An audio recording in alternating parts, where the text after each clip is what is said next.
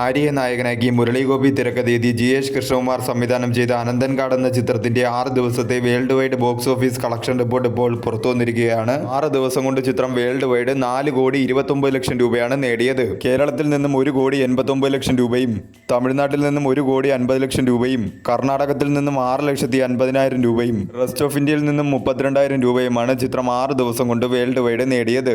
ഒരു mixed plus negative response ആണ് ചിത്രത്തിന് ലഭിച്ചുകൊണ്ടിരിക്കുന്നത്. ഒരു ബിലോ ആവറേജ് ബോക്സ് ഓഫീസ് കളക്ഷനാണ് ചിത്രത്തിന് 6 ദിവസം കൊണ്ട് ലഭിച്ചുകൊണ്ടിരിക്കുന്നത്. ലാംഗ്വേജ് വൈസ് ടോട്ടൽ ഡൊമസ്റ്റിക്കിൽ നിന്നും ചിത്രം 6 ദിവസം കൊണ്ട് നേടിയത് മലയാളം ലാംഗ്വേജ് 1,99,00,000 രൂപയും തമിഴ് ലാംഗ്വേജ് 1,47,00,000 രൂപയുമാണ് ചിത്രം ലാംഗ്വേജ് വൈസ് ടോട്ടൽ ഡൊമസ്റ്റിക്കിൽ നിന്നും 6 ദിവസം കൊണ്ട് നേടിയത്. 6 ദിവസത്തെയും ചിത്രത്തിലെ ഡൊമസ്റ്റിക്കിലെ കണക്കെടുത്താൽ ആദ്യ ദിനം ചിത്രം 83,65,000 രൂപയും രണ്ടാം ദിനം 68,83,000 രൂപയും മൂന്നാം ദിനം 65,59,000 രൂപയും നാലാം ദിനം 60 ലക്ഷം രൂപയും അഞ്ചാം ദിനം 34 ലക്ഷം രൂപയും ആറാം ദിനം 33 ലക്ഷം രൂപയുമാണ് ചിത്രം 6 ദിവസം കൊണ്ട് ടോട്ടൽ ഡൊമസ്റ്റിക്കിൽ നിന്നും നേടിയത്. ആദ്യ ദിനത്തെ കളക്ഷനേക്കാൾ 17.71% കുറവാണ് രണ്ടാം ദിനത്തെ ചിത്രത്തിന്റെ കളക്ഷൻ. രണ്ടാം ദിനത്തെ കളക്ഷനേക്കാൾ 4.70% കുറവാണ് മൂന്നാം ദിവസത്തെ ചിത്രത്തിന്റെ കളക്ഷൻ.